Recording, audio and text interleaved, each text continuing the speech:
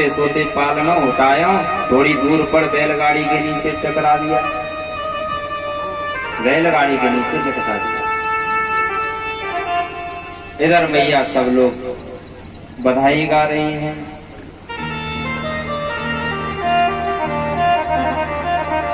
भगवान सोचने लगे, जाके गीत गाए जा रहे हैं, उसको बाहर लिटा दिया है।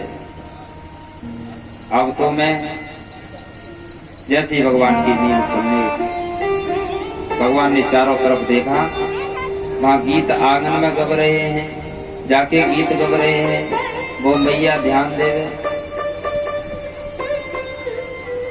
भगवान ने पहले तो रोना प्रारंभ किया।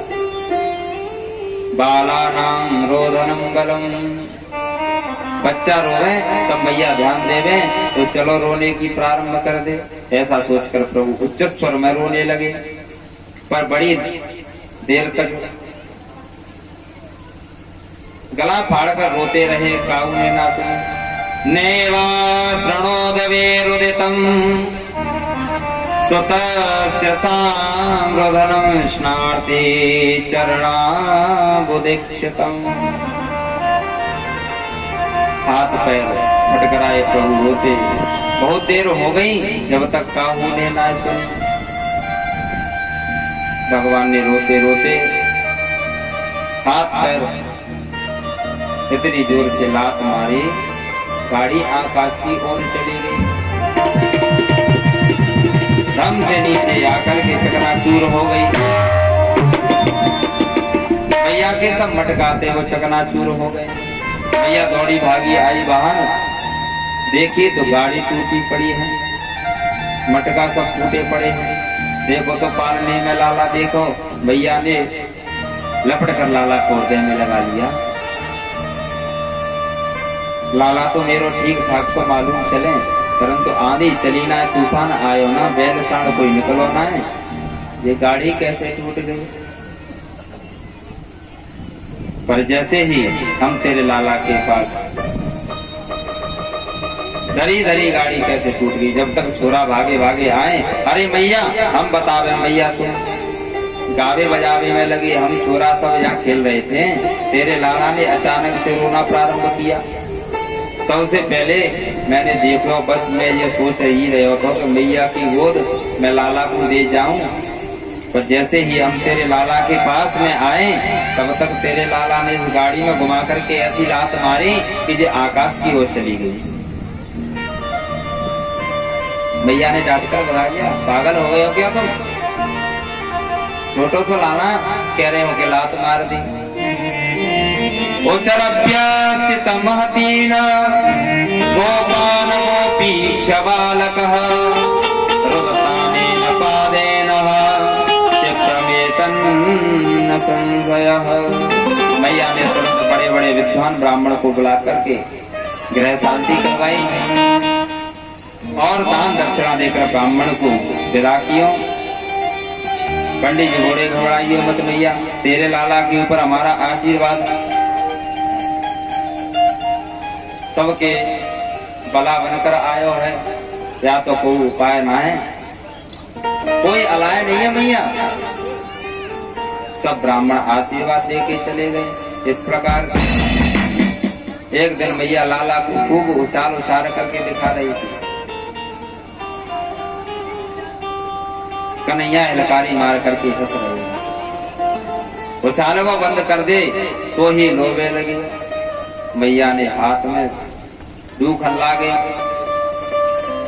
मैया ने कहा, लाला भूखो है, तो मैया स्तन पान करा रही हैं,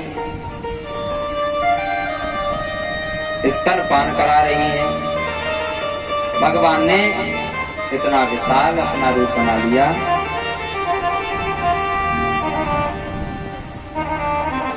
तिरछी नगा से देखो कि प्रणामक नाम का एक दैत्य चंद्रमार्ग का रूप धारण किए जा रहा है। भगवान मन में मुस्कुराए और मैया तो ज्यादा दूर तो चाल सकी, तो मामा जी ने उड़न खटोला भेज दियो है। हम मैया गोद से नीचे उतार दें तो नेक हम घूम आवे, मैया उतारे ही नहीं। सो धीरे धीरे से प्रभु ने अपना भजन पढ़ाना शुरू कर दिया। प्रभु इतने में भारी हो गए, मैया को गोद में रखना मुश्किल पड़ गया। गरिमान शिशो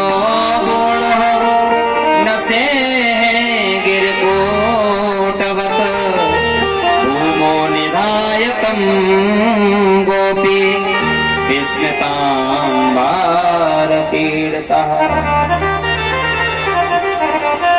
लाला को उठाकर धरती पर बिठाया।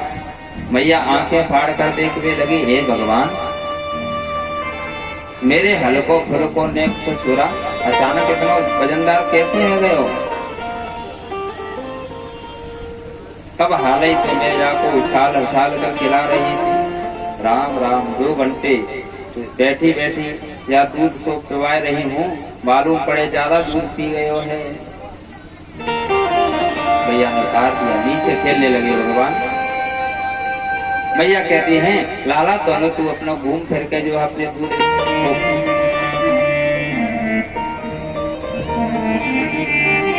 आंगन में छोड़ मैया भीतर गृह काल में चली गई। प्रणावर्त को अवसर मिल गया, वेग से आया, भगवान को उड़ाकर कंधे पर बैठाकर आकाश को ले गया। भगवान भी उड़े चले गए। प्रणावर्त कंधे पर बैठे बैठे पूरा ब्रज प्रदेश देखने लगे। ये लताएं, घर में मधुमंगल, घर में ये छिपी गली, ये प्रेम गली, सबरी गली और सबले मोहल्ले भगवान ने प्रणावर्त के कंधे पर घूम रहे हैं। जैसे ही मथुरा की ओर प्रणावर्त ले जाने के लिए हुए तो भगवान ने कहा, भगवान ने गर्दन दबाई और भजन बढ़ाना शुरू कर दिया। भगवान इतने वजनदार हो गए, प्रणावर्त घबरा गया, मन में संकेत होने लगा कि जल्दी जल्दी कहाँ बालक में धोखे से कोई पत्थर तो नहीं ले आया मैं। बालक को हंसी आने लगी, मेरे भक्त पत्थर में भगवान देखते हैं, जो मुझ में पत्थर देख रहा है। चलो इसी की झोंपड़ी पत्थर पर ही पटकूं। प्रभु ने प्रणावर्त की इतनी जोर से गर्दन दबाई, तमंतरिक्षात् पतितं शिलायां विशीर्ण सरलावयं करालम्। चपचपा करके भस्म दम से प्रणावर्त का पत्थर पर आकर के सिर पड़ा। गिरते ही गोविंदाय नमो नमः कर दिया। प्रणावर्त का अंत हुआ, तूफान शांत हुआ। मैया दौड़कर बाहर आई और बाहर आकर के जब मरा हुआ प्रणावर्त को देखा, लाला को देखा, अरे मैया लपट कर लाला को गोद में उठा लिया। मैया विचार करने लगी, हे भगवान, अब मोकू पक्को विश्वास है गयो काहू ने ऐसो मारे पापी अपने पापी स्वयं मर जाए। मैंने काहू को कहा बिगाड़ दियो है, जो रोज रोज कोई न कोई मेरे यहाँ बुलाए आती रह गए। स्नम स्वापेन विहंसते करः साधु समत्वेन भयाद विमुक्तः।